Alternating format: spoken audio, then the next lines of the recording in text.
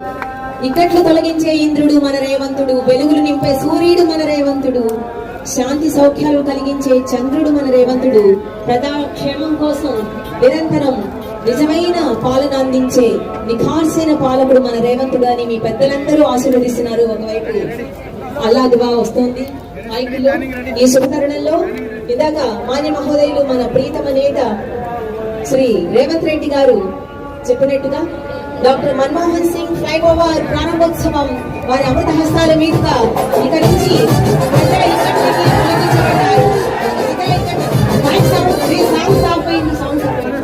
ప్రజల ఇక్కట్లన్నీ తొలగించబడుతున్న ఈ క్షణం నుంచి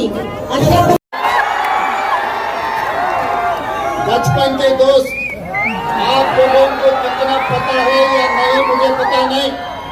35 साल पहले जब हिमायत नगर में हम अकबरुद्दीन साहब ने जब कॉलेज को जाते वक्त हम लोग सब मिलते थे, मेरा बचपन का दोस्त।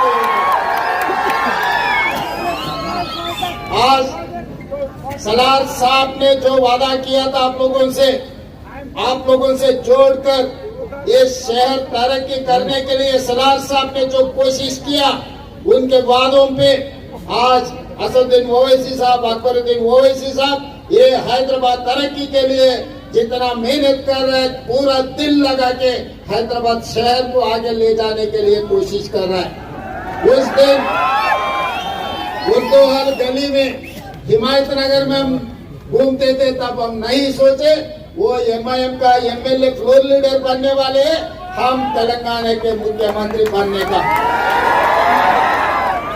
अगर आज के तारीख में जो चार मीनार पेडेस्ट्रियन के जो प्रोजेक्ट है, अकबर साहब ने कहा वो प्रोजेक्ट के लिए जो भी आप कह दिए, हर चीज के लिए पैसे तैयार है, काम करवा लेने का जिम्मेदारी आप लोगों का है।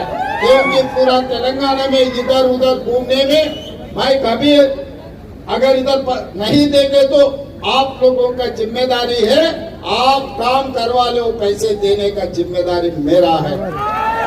क्योंकि ये हैदराबाद शहर से मेरा ज्यादा प्यार है। मेरा गांव यहाँ से चंद्रायनगुट्टा पार्क से निकले तो मेरा गांव आएंगे। बचपन से मैं इधर ही से आ रहा हूँ, जा रहा हूँ। संतोष नगर से लेकर चंद्रायनगुट्टा तक ओल्ड सिटी में गली गली मुझे पता है। तो ये शहर को जब हम अच्छा करेंगे तभी अपना नाम रोशन हो जाएंगे।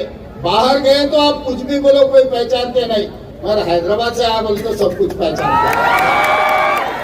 अपनी पहचान हैदराबाद है। जब अपने पहचान के लिए पैसे कम पड़ा तो ये सरकार ठीक से काम नहीं किया जैसा हो जाएंगे। इसीलिए इसमें जो भी जरूरत है, हम इंटरनेशनल कंसल्टेंट को अपॉइंट किए इस पूरे कामों के लिए।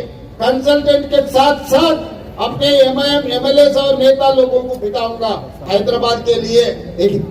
एजुकेशनल इंस्टीट्यूट वो आईटीआई हो, अकबर साहब असद साहब ने कह रहा था साहब हमारे लिए एक इंजीनियरिंग कॉलेज, बस जरूर जब जरूरत पड़े तो मैं एजुकेशनल डिपार्टमेंट को बोलूंगा, टेक्निकल एजुकेशन डिपार्टमेंट को जरूर हम इंजीनियरिंग कॉलेज देने के लिए कोशिश करेंगे। और आगे जूनियर कॉलेज, डिग्री कॉलेज के बारे में चंद्रायनगुट्टा में शुरू करने के लिए अकबर साहब ने कहा हम एजुकेशनल इंस्टीट्यूट में इंस्टीट्यूट से देने के लिए हम पीछे हटने वाले नहीं। जो जो जरूरत है जरूर वो काम हम लोग करेंगे।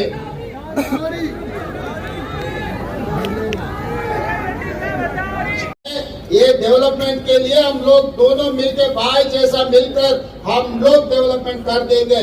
हैदराबाद शहर को इतने दिनों से जो नुकसान पहुंचा है, वो नुकसान को अभी भर्ती करने का, वो रिपेयर करने का और आगे ले जाने का जिम्मेदारी मैं लूंगा। जो भी आपके तरफ से गुजारिश है, आपके तरफ से दरखास्त है, सब दरखास्त को मैं मंजूर करता हूँ। मेरा जिम्मेदारी है ये हैदराबाद, क्योंकि मेट्रो रेल पहले बाहर से बाहर जा रहा था, गच्चीबौली से लेकर आउटर रिंग रोड से लेकर उधर से उधर जा रहे थे। तो आज हम लोग ओल्ड सिटी से, ओरिजिनल सिटी से मेट्रो रेल डाल रहे हैं।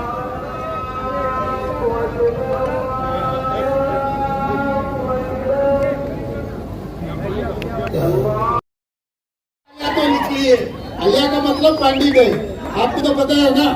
तो इसीलिए असद साहब ने बोल दिए, श्रीधर बाबूजी ने लिख लिए, जो भी हैदराबाद शहर के लिए जो पूरा चिट्ठी बनाया, आने वाले दिनों में, कुछ दिनों में 11 या 12 तारीख पूरा MIM MLA MP को सबको सेक्रेटेरिएट में मैं बुलाऊंगा, सब ऑफिसरों को बुलाऊंगा, क्योंकि आज यहाँ पर खाली म्युनिसिपल कॉर्पोरेशन के अधिकारी है, चीफ सेक्रेटरी रेवेन्यू डिपार्टमेंट के अधिकारी लोग नहीं है।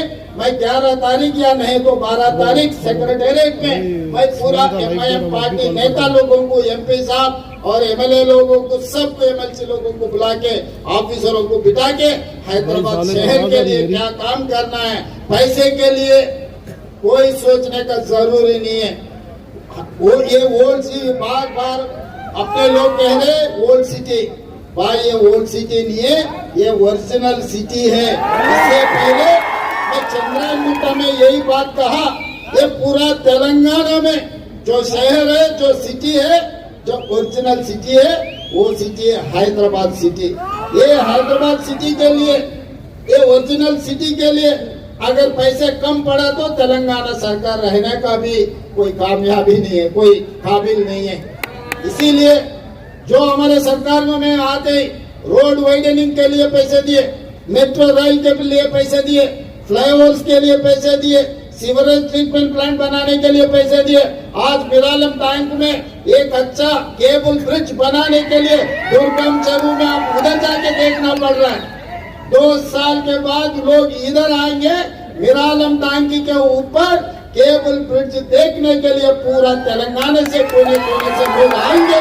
यहाँ ये जू पार्क के साथ साथ मिरालम टैंक में केबल ब्रिज देखने के लिए लोग इधर हाजिर हो जाएंगे, तो हो जाएंगे। इसीलिए आज ये जो तेलंगाना युवता को जो बेरोजगार है, जिसको नौकरी नहीं है, सबको नौकरी मिलना है, सब तरक्की करना है, तो रीजनल रिंग रोड भी बनाना है।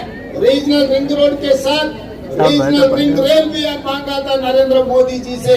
इनके साथ साथ वकाराबाद, कोडंगल और कृष्णा रेलवे लाइन भी हम मांगे थे कि क्योंकि आज बात मेट्रो, आज रेलवे का जो इनाग्रेशन हुआ चरलापल्ली के बहुत सालों से वो पेंडिंग पड़ा हुआ था। मैं जब MP था तब भी पार्लियामेंट में मैं आवाज उठाए तो काम नहीं हो रहा था।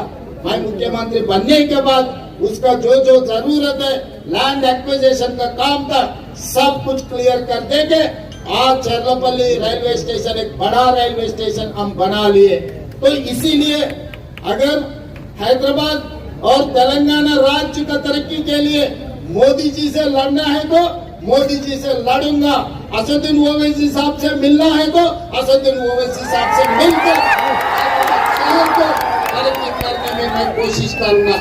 और अभी मेरे सामने बहुत सारे बड़े साहब, छोटे साहब दोनों ने एक बड़ा चिट्ठी बनाई। ये बड़ा चिट्ठी याद रखना मुश्किल है, क्योंकि मैं पंडित వాళ్ళని కూడా ఈ రోజు మనము మొదలు పెట్టుకున్నాం। ఈ రోజు చాలా మంది నగర అభివృద్ధి గురించి ఎదురు చూస్తున్నారు। ఈ నగర అభివృద్ధిలో మెట్రో విస్తరించాల్సిన అవసరం ఉన్నది, గోదావరి జలాలను తీసుకురావాల్సిన అవసరం ఉన్నది, మూసీ నదిని పునరుజ్జీవింపజేయాల్సిన అవసరం ఉన్నది। ఆనాడు నిజాం సర్కార్ 1908లో వరదలు వచ్చినప్పుడు హైదరాబాద్ నగరంలో వేలాది మంది చనిపోయినప్పుడు ఆ రోజు మోక్షగుండం విశ్వేశ్వరయ్యను ఒక ఆర్కిటెక్ట్ గా, ఇంజనీర్ గా నియమించి ఉస్మాన్ సాగర్, హిమాయత్ సాగర్ ను నిర్మించడమే కాకుండా వకారాబాద్ నుంచి వచ్చే మూసా, ఈసా నదుల యొక్క వరదల్ని నియంత్రించి హైదరాబాద్ నగరానికి తాగునీటి సమస్యను పరిష్కరించడమే కాకుండా ఈ హైదరాబాద్ సిటీని లేక్ సిటీగా, లేక్స్ అండ్ రాక్ సిటీగా ప్రపంచంలోనే ఒక గొప్ప పేరు నిజాం సర్కార్ ఆనాడు హైదరాబాద్ నగరానికి తీసుకొచ్చింది। ఇవాళ ఆనాడు నిజాం చేసిన అభివృద్ధిని పరిరక్షించుకుంటే ప్రపంచ చిత్రపటంలో హైదరాబాద్ నగరంతో పోటీ పడే నగరమే లేదు। కానీ కాలక్రమేణా కబ్జాదారులు లేదా ఆక్రమించుకోవడం వల్ల హైదరాబాద్ నగరం యొక్క సుందరీకరణ దెబ్బతింటున్నది। ఈ రోజు హైదరాబాద్ నగరంలో చిన్న వర్షం వచ్చినా వరదలు వస్తున్నాయి, ట్రాఫిక్ జామ్లు అవుతున్నాయి। వీటన్నిటిని కూడా పరిష్కరించుకోవాలన్న ఆలోచనతోనే ఈ రోజు మన ప్రభుత్వం ముందుకు వెళ్తుంది। भाई बहनों, जो मंच पे बैठे हुए हमारे एमआईएम पार्टी के नया शहर, बाद में आता है सिकंदराबाद, बाद में आता है साइबराबाद, और हमारा रेवंत रेड्डी साहब ने नया शहर निर्मित करने के लिए फ्यूचर सिटी आता है। इसलिए हम ओल्ड सिटी को नहीं भूलते हैं। ओल्ड सिटी में रहने वाले आम जनता के लिए, उन लोगों के जो खास ये तालीम हो, उन लोगों का लिए रोड्स हो, अभी जो 4 किलोमीटर का फ्लाईओवर हो, जो भी हो, हम लोगों को बहुत नजदीक है, इसलिए हम यहाँ पर आया हुए हैं। एक ही बात बोलता हूं मैं, कल कोई बोल रहे थे, टीआरएस के पुराना मित्र बोल रहा था, ये फ्लाईओवर हम बनाए मगर मुख्यमंत्री साहब और असद भाई इनाग्रेशन कर रहे बोल के। मैं एक ही बात बोलना चाहता हूं, आप खाली बातों पे चढ़े और बातों पे पेपरों को छोड़ दिए और फॉर्मली अब कागज पे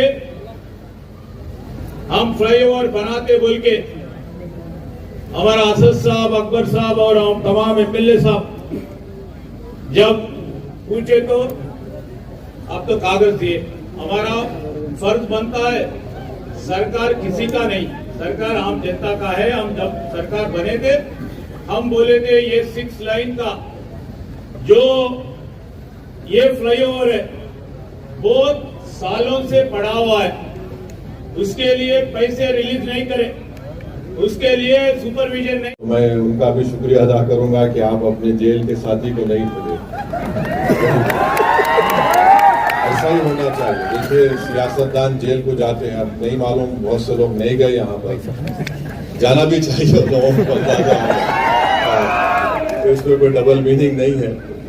मगर जेल को जब आप जाते हैं तो आप जेल के साथियों को नहीं भूलते।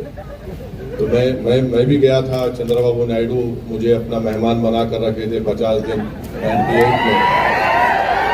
तो वो जो जेल में जो लोगों से आपकी मुलाकात होती तो आप भूलते नहीं उनको, क्योंकि ये हर सियासी लीडर को जेल जाना पड़ता, चाहे वो कोई बड़े से बड़ा हो। जेल जाने के बाद उसको तकलीफ का अंदाजा होता है।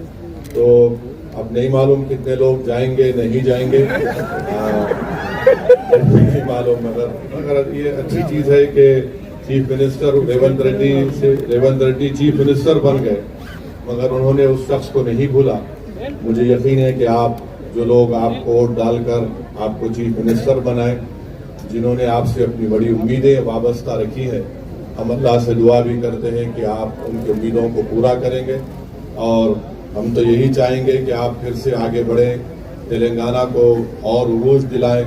तेलंगाना का एक नाम है और हैदराबाद तेलंगाना का एक ग्रोथ सेंटर है। यहाँ के अमन को हमको हर हाल में मजबूत रखना है। तेलंगाना में तरक्की होगी तो हैदराबाद के अमन को हम मजबूत रखेंगे, यहाँ के भाईचारगी को हम मजबूत रखेंगे। तो ये खुद तेलंगाना की तरक्की का एक बहुत बड़ा ज़मीन बनेगा, एक बुनियाद बनेगी। मैं फिर से रेवंत रेड्डी साहब को, उनके तमाम मिनिस्टरों को, यहाँ पर जो आपने अपना वक्त निकाल कर आए, आपका बेहद शुक्रिया। तमाम मुख्तलिफ दूसरे सियासी पार्टियों के भी अरकान कानून साज कौंसिल है, MLAs हैं, मैं आपका भी शुक्रिया अदा करता हूँ। और रेवंत रेड्डी साहब को हम अपनी नेक तमन्नाओं का इजहार करते हैं और हम उनसे कहेंगे कि हमारी पार्टी ने आपसे कहा है कि हम आपके साथ हैं और हम चाहते हैं कि आप पूरे इत्मीनान और एतमाद के साथ अपनी मियाद को मुकम्मल करें और तेलंगाना और हैदराबाद को, जो यहाँ की आवाम, यहाँ की ख़ास तौर से गरीब आवाम ये देखना चाहती है कि उनके घरों में, उनकी ज़िंदगियों में तब्दीली लाई जाए। मुझे यकीन है कि इंशाअल्लाह ताला आपकी ज़ेरे क़यादत तेलंगाना में आप उन तमाम किसानों को, गरीबों को और ख़ास तौर से नौजवानों के ख्वाबों को पूरा करेंगे। मंजलिस साहब के साथ उन ख्वाबों को पूरा करने के लिए आपका साथ देगी। बहुत बहुत शुक्रिया। तमाम MAUD के जिम्मेदारान और हज़ारान, मैं अपनी जानिब से हैदराबाद की पार्लिमानी अवाम की जानिब से मोहतरम जनाब रेवंत रेड्डी साहब का आज यहाँ पर इस्तकबाल करता हूँ और उनका शुक्रिया अदा करता हूँ कि उन्होंने हैदराबाद के दूसरे बड़े फ्लाईओवर का आज यहाँ पर इफ्तिताह किया। और मैं उनका शुक्रिया इसलिए भी अदा करना चाहूँगा कि वो जब वज़ीर आला बने उसके बाद इस काम में बहुत सुस्ती पैदा हो चुकी थी और उसका वजह ये थी कि फंड्स की ज़रूरत थी। तो मैं चीफ मिनिस्टर साहब से नुमाइंदगी किया और उन्होंने फ़ौरन उस पर मुस्बित एक्शन लेकर फंड्स को जारी किए और अल्हम्दुलिल्लाह आज ये हैदराबाद का दूसरा बड़ा फ्लाईओवर का काम मुकम्मल हुआ। मैं इस मौके का फ़ायदा उठाते हुए चीफ मिनिस्टर से गुजारिश करूंगा कि मीरालम टैंक के ऊपर भी चीफ मिनिस्टर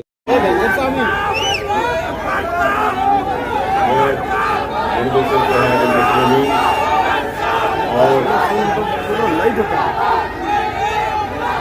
पुराने शहर के अवाम की जानिब से मोहतरम चीफ मिनिस्टर साहब रेवंत रेड्डी साहब का इस्तकबाल करता हूँ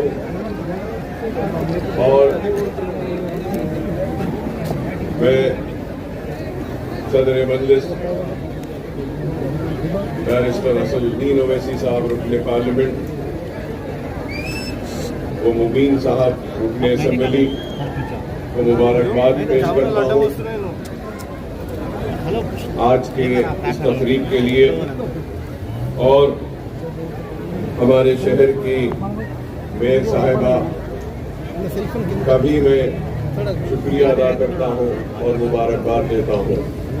और आज की इस तकरीब में शिरकत करने के लिए आए हुए अरकान असेंबली, अरकान कौंसिल, अरकान बल्दिया, सबका मैं पुराने शहर में आप तमाम का इस्तकबाल करता हूँ। और बड़ी मसरत की कड़ियाँ हैं कि आज मैं ये कहूँ तो गलत ना होगा कि शहर हैदराबाद का दूसरा सबसे बड़ा फ्लाईओवर आज पुराने शहर के इस हिस्से में जिसका इफ्तिताह होने जा रहा है। न सिर्फ ये बल्कि आज अल्हम्दुलिल्लाह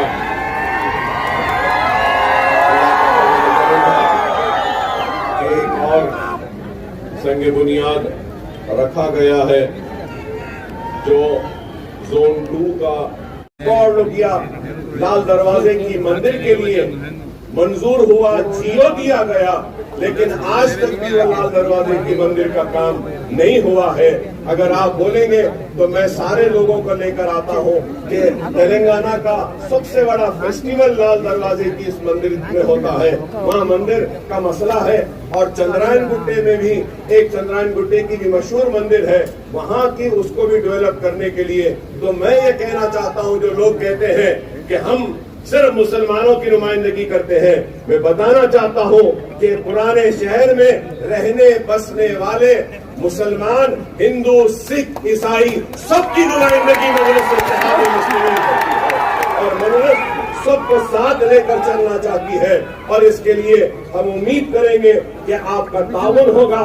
चार मीनार की वो खोई हुई अजमत को हम बहाल करेंगे। वो गोलकुंडा फोर्ट का जो प्रोजेक्ट है, आपका फिर से इस्तेमाल करता हूं और अपील करूंगा आपसे कि इमाम और मौजनीन के 5 माह से उनके पैसे नहीं आए, मुसलसल हमको नुमाइंदगी कर रहे हैं कि नहीं आए, उसको अगर आप ग्रीन चैनल में डाल देंगे तो वो इमाम मौजनीन की पूरी हर महीने को उनके पैसे आ जाएंगे और औकाफी जायदादों का तहफ़्फ़ुज़ होगा और पुराने शहर की तरक्की होगी। और हमको उम्मीद है कि आप पुराने शहर का मुसलसल कम से कम 6 महीने में एक मरतबा दौरा करेंगे और कामों का ऐसे संग बुनियाद रखेंगे ताकि पुराने शहर और नए शहर में कोई फर्क न रहे।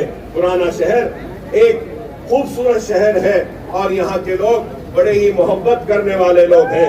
मैं इसके साथ ही साथ एक बात ये कहूंगा, आपसे अपील करूंगा की अजमत को भी हम बहाल करेंगे और पुराने शहर की बेरोजगारी को दूर करेंगे, तालीमी सरगर्मियों को और अच्छा करेंगे और यहाँ पर जो भी काम आपको ताउन होना है, हम मजलिस इत्तेहाद मुस्लिमीन की जानिब से मेरे सदर मोहतरम की मौजूदगी में ये तयक़ुन देता हूँ कि हमारा पूरा ताउन आपके साथ रहेगा और आपके साथ हम बाजू से बाजू मिलाकर खड़े रहेंगे पुराने शहर की तरक्की के लिए और तेलंगाना की खुशहाली के लिए। मैं फिर से आपका शुक्रिया अदा करता हूं और सारे मेहमान जो यहाँ पर आए हैं और ये अवाम भी जो आई है, इस अवाम का भी शुक्रिया अदा करता हूं कि आपकी दुआएं, आपका ताउन और आप लोगों का साथ ही है कि आज हम हैं और हमारे रहने की वजह आपका इत्तेहाद है। अपने इत्तेहाद को कायम रखिए और मुनज़्ज़म रहिए, मुत्तहिद रहिए और अपने पुराने शहर को आगे ले जाइए। आज ही मेट्रो ट्रेन के चेक्स भी दिए गए हैं। सीएम साहब का मैं शुक्रिया अदा करूंगा कि चंद्रायन गुट्टेप से भी आपका एक फेज में फिर से आने वाले कल में वहां से भी जा रहा है, मेन हब भी आ रहा है। और ये मैं पुराने शहर के लोगों को से कहूंगा कि ओवैसी हॉस्पिटल, चंद्रायन गुट्टा और एयरपोर्ट का जो वहां पे मेट्रो जा रही है, तो ये ट्रिपल डेकर होगी, डबल डेकर आपने सुना होगा, लेकिन उसकी डिजाइनिंग ऐसी है कि नीचे से भी ट्रैफिक जाएगी, फ्लाईओवर से भी ट्रैफिक जाएगी, फ्लाईओवर के ऊपर से मेट्रो ट्रेन जाएगी। तो इसके लिए भी मैं शुक्रिया अदा करूंगा और कहूंगा कि काम होते रहे हैं, होते रहेंगे। आप मुनज़्ज़म रहिए, मुत्तहिद रहिए, अपनी वाबस्तगी को अपनी जमात के साथ रखिए और आपकी जमात बैरिस्टर असदुद्दीन ओवैसी साहब की क़यादत में आपके मसाइल को हल करेगी, आपकी नुमाइंदगी करेगी। वाखिर दावाना अल्हम्दुलिल्लाह रब्बिल आलमीन। इंडस्ट्रियल ट्रेनिंग इंस्टीट्यूट को आप बादलपुरे में जो है इसको अपग्रेड कर रहे हैं, इंजीनियरिंग कॉलेज में कन्वर्ट करने के लिए, इसके लिए मैं आपका शुक्रिया अदा करता हूँ। हमने एजुकेशन के लिए भी एक प्रपोजल दिया है चंद्रायन गुट्टे में जूनियर एंड डिग्री कॉलेजेस के लिए, और फिर हमने एक प्रपोजल दिया है कारवान में, मलकपेट में। ये सारे प्रपोजल याकुतपुरे में भी हमने दिया है कि जूनियर कॉलेजेस और उसके लिए एक मैं और फजलांसर में, नामपल्ली में। तो मैं उम्मीद करता हूँ कि आप ये एजुकेशन के ऊपर भी देखेंगे और पुराने शहर के चारमीनार पेरिस्ट्राइजेशन के प्रोजेक्ट को आप कंप्लीट करेंगे और उसके साथ ही साथ मछली कमान है, गुलजार हाउस है, ये पूरे 4 कमाने हैं पुराने, इसको भी आप हेरिटेज में लेकर इसको डेवलप करेंगे। और मैं चीफ मिनिस्टर साहब से और एक अपील करूंगा कि एक बहुत बड़ा पुराने शहर के लोगों का मसला है, तालीम के साथ ही साथ सेहत का है। हुकूमतों ने उस्मानिया हॉस्पिटल को नजरअंदाज किया और आज उस्मानिया हॉस्पिटल बिल्कुल नहीं के बराबर हो चुका है। मैं आपसे अपील करूंगा कि आपने इस फ्लाईओवर के इफ्तिताह के लिए वक्त निकाला, जल्द अज जल्द आप थोड़ा सा वक्त निकालिए और उस्मानिया हॉस्पिटल का भी संग बुनियाद रख देते हैं ताकि पुराने शहर के लोगों के लिए हॉस्पिटल भी हो जाएगा। काफी तकलीफ है, मैं को भी डेवलप करने के लिए आगा खान को दिए हैं और उसके साथ ही साथ हमने ये गोलकुंडा 7 टूम्स को, जो आगा खान फाउंडेशन जो 7 टूम्स को डेवलप कर रहा है, एक स्काईवे, एक वे है, पूरा पुराना ओल्ड ट्रेड वे है, उसके डेवलपमेंट के लिए भी हमने प्रपोजल दिया था हमारे कारवान के एमएलए साहब ने। और फिर शेख पेट से लेके 7 टूम्स गोलकुंडा फोर्ट में हमने एक प्रपोजल दिया था। फ्रेंच कंपनी ने आकर देखा भी था ट्रैम के लिए कि ट्रैम के सर्विसेज को वहां पे हम ले सकते हैं। तो मैं उम्मीद करूंगा कि आप ओल्ड सिटी को और ये मसाइल को जो हमने उठाकर आपके सामने रखे हैं, इस पर आप गौर करेंगे। उसके साथ ही साथ ये भी कहूंगा कि नए शहर में आप देखते हैं कि टावर्स है, बिल्डिंग्स है, अपार्टमेंट्स है, वैसे ही एक टावर्स का, अपार्टमेंट का कल्चर अब ओल्ड सिटी में भी आ रहा है।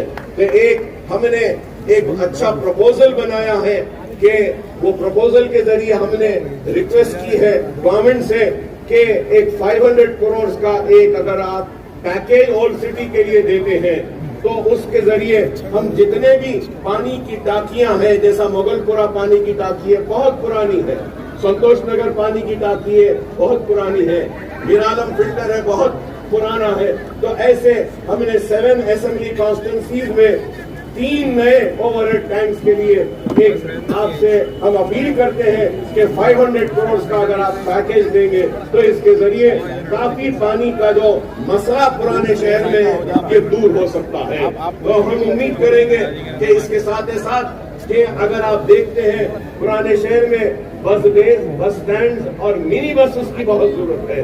हम उम्मीद करेंगे कि आप ये मिनी बसेस को भी देंगे और ये बहादुरपुरे में गिरी कॉलेज को भी अगर आप मंजूरी देंगे तो IIT के वहाँ के अच्छा होगा। इसके साथ ही आपके दौर में ओल्ड सिटी के लिए 2000 करोड़ का एक पैकेज दिया गया था और उस वक्त चार मीनार पेडेस्ट्रियनाइजेशन प्रोजेक्ट के बारे में भी ऐलान किया गया था और बड़े ही सुनहरी ख्वाब हमको दिखाए गए। किसी ने इसको इस्तांबुल बनाने की बात कही तो किसी ने सिंगापुर। ना हमको इस्तांबुल चाहिए ना सिंगापुर, हमको सिर्फ चार मीनार का पेडेस्ट्रियनाइजेशन का प्रोजेक्ट और उसके लिए हजारों के एक दिन में 25,000 30,000 टूरिस्ट आते हैं चार मीनार लाड़ बाजार को देखने के लिए। वहाँ पे पार्किंग का प्रॉब्लम है और वो पार्किंग लॉट बनाने के लिए चार मीनार बस स्टैंड के पास और खिलवत के पास हमने मुतालबा किया था। और जब चार मीनार पेडेस्ट्रियनाइजेशन की हम बात करते हैं तो हमको इस बात का भी ख्याल रखना चाहिए कि पुराने शहर का इकोनॉमिक जोन अगर कुछ है तो वो चार मीनार और हैदराबाद की पहचान भी है तो वो चार मीनार है। तो हमने एक प्रपोजल रखा था कि नए पुल के पास सालारजंग म्यूजियम के पास वहाँ पे ब्रिजेस को डालकर जितने भी हॉकर्स हैं उनको वहाँ पे रिहेबिलिटेट किया जाए, उनको वहाँ पे रोजी रोटी के लिए दिया जाए और चार मीनार पेडेस्ट्रियनाइजेशन को कंप्लीट किया जाए।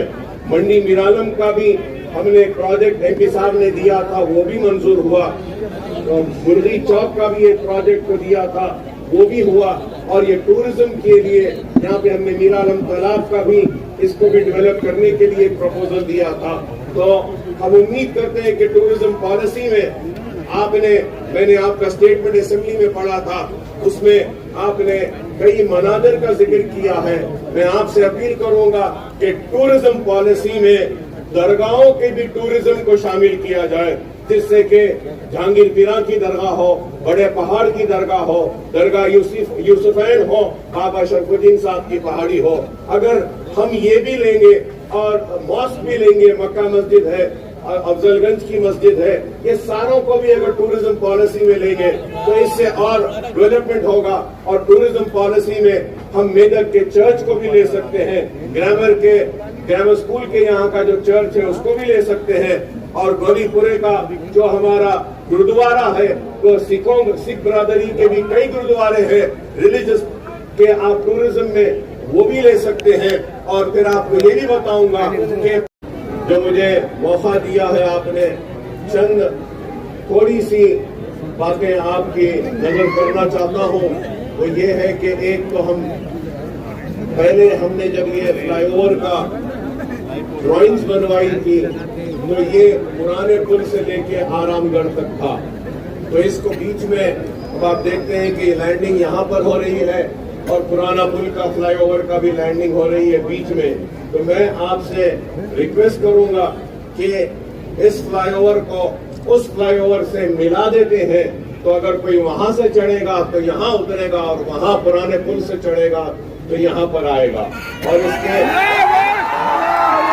साथ ही साथ एक छोटा सा 21 करोड़ बाकी है, जहाँ यहाँ पे ये जो एक्विजिशन करना है, तो अगर ये एक्विजिशन कंप्लीट हो जाएगा तो ऊपर से जाने वाले आसानी से जाएंगे, नीचे से जाने वालों को भी अच्छा रास्ता मिलेगा। और नीचे की बात मैं इसलिए कर रहा हूँ क्योंकि यहाँ सामने हमारा नेहरू ज़ूलॉजिकल पार्क है, जू है, और मैं ये कहूँगा कि किसी जमाने में इंटरनेशनल नाम रखता था और आज भी हमारा जू काफी मशहूर है और एनिमल्स काफी है यहाँ पर। जो बच्चे आते हैं, टूरिस्ट भी यहाँ पे ज्यादा आता है।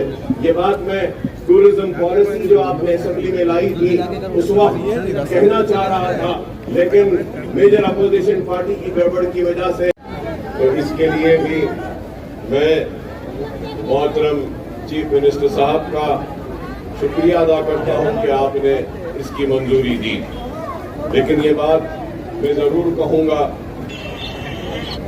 कि जोन 2 में हमने Jawaharlal Nehru national urban renewal mission के जरिए 251 करोड़ रुपया मंजूर करवाया था, 251 करोड़ अर्लियर, जिसके जरिए जितना स्ट्रॉन्ग वाटर ड्रेन में जो सीवरेज को मिलाया जाता था, एक H&M की लाइन के जरिए हमने सीवरेज को अलग किया स्ट्रॉन्ग वाटर से। और उसके बाद में जो बचा हुआ काम था जोन 2 का 301 करोड़ का, जिसका संग बुनियाद आज रखा गया है, तो इसके जरिए जोन 2 का जितना भी सीवरेज है उसको एक अलग लाइन के जरिए न सिर्फ खारिज किया जाएगा बल्कि ट्रीटमेंट भी किया जाएगा, और उसी में ये गंदा पानी नहीं जाएगा बल्कि एक ट्रीटमेंट प्लांट्स के जरिए भी इसको, ये प्रोजेक्ट को कंप्लीट करने का एक बड़ा ही अच्छा काम किया गया था। और मैं ये बात भी जरूर कहूंगा कि शहर हैदराबाद में नया शहर हो या पुराना शहर, मुर्की नाला एक वाहिद मुल्की नाला का एक प्रोजेक्ट है जिसको हमने कंप्लीट किया स्ट्रॉन्ग वाटर ड्रेन का के बारिश के पानी को जाने का। एंड चंद्रायन गुट्टा, अगर ये प्रोजेक्ट हो जाने के बाद में हैदराबाद का एक वाहिद हलका మన గౌరవ ముఖ్యమంత్రి గారికి ప్రత్యేక ధన్యవాదాలు తెలియజేస్తున్నాను. ట్రాఫిక్ కష్టాలను అధిగమించి హైదరాబాద్ ను అంతర్జాతీయ స్థాయికి తీసుకువెళ్లే లక్ష్యంతో నగరానికి కొత్త జోష్ తీసుకొచ్చారు మన సీఎం గారు. హైదరాబాద్ మరో అద్భుత నగరంగా రూపొందించడంలో ముఖ్యమంత్రి గారి పట్టుదల పొడవులో ఉంది. ఇది నగరంలో ట్రాఫిక్ సమస్యలను పరిష్కరించడంలో కీలక పాత్ర పోషిస్తుంది. ఈ ఫ్లైఓవర్ ప్రారంభం ద్వారా ఉప్పల్ నుండి ఎల్బీ నగర్, బైరామల్గూడ, చంద్రాయన్గుట్ట వంటి ప్రాంతాలకు ట్రాఫిక్ అంతరాయం లేకుండా వేగంగా ప్రయాణించే అవకాశం ఉంటుంది. వాహనదారులకు ఓవైసీ గారికి మరియు ఎమ్మెల్యే అక్బరుద్దీన్ ఓవైసీ గారికి, ఇతర శాసన సభ్యులందరికీ, శాసన మండలి సభ్యులకి, మరియు ఇక్కడ విచ్చేసిన డిప్యూటీ మేయర్ శ్రీలత శివన్ రెడ్డి గారికి, కార్పొరేషన్ చైర్మన్స్కి, ముఖ్య నాయకులందరికీ కూడా, వేదిక మీద ముఖ్య నాయకులందరికీ, మరి వేదిక ముందు ఉన్న అక్క చెల్లెలకి, అన్నదమ్ములందరికీ కూడా నమస్కారం. ఈరోజు ఆరంగర్ నుండి జూపార్ వరకు నిర్మించిన 6 లేన్ల అతిపెద్ద ఫ్లైఓవర్ ను ముఖ్యమంత్రి గారి చేతుల మీదుగా ప్రారంభించుకోవడం చాలా సంతోషంగా ఉంది. ఈ సందర్భంగా అందరికీ శుభాకాంక్షలు తెలియజేస్తున్నాను. గౌరవ ముఖ్యమంత్రి రేవంత్ రెడ్డి గారు ఒక విజనరీగా తెలంగాణను అభివృద్ధి పథంలో నడిపిస్తున్నారు.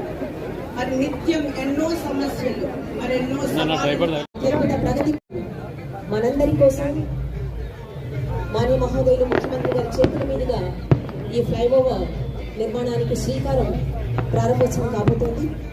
దయచేసి మీరందరూ కూడా మీకు కేటాయించిన సీట్లలో, అంటే కొంతమంది ప్రజలందరికీ కూడా ఇక్కడ చైర్స్ వేసి కూర్చోబెట్టారు. గ్యాలరీలో ఎక్కడ కూడా డిస్టర్బ్ చేయకండి. మీ వాహనాలన్నీ కూడా సరైన చోట పార్క్ చేసుకోండి. ఎటువంటి అల్లర్లకు, ఎటువంటి అవాంఛనీయ సంఘటనలకి తావు ఇవ్వకుండా, ఇది మన కార్యక్రమం, మన సంక్షేమం కోసం చేస్తున్న కార్యక్రమం. హైదరాబాద్ అంటేనే ట్రాఫిక్ అని చెప్పేసి అందరూ అనుకుంటున్నారు. తెలంగాణ స్టేట్ శ్రీ యనుమల రేవంత్ రెడ్డి గారి అమృత హస్తాల మీదుగా రోడ్డు ప్రజలను భావించుకుని ఫ్లైఓవర్ ప్రారంభోత్సవ కార్యక్రమాన్ని జరుపుకోబోతోంది. దాంతో పాటు ఇతర శాఖల మంత్రులు,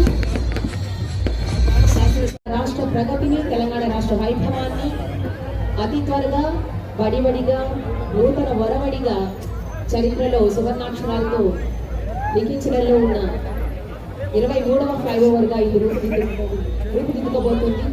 దయచేసి మీ అందరి సహకారం మేము మనస్ఫూర్తిగా ఆశిస్తున్నాం.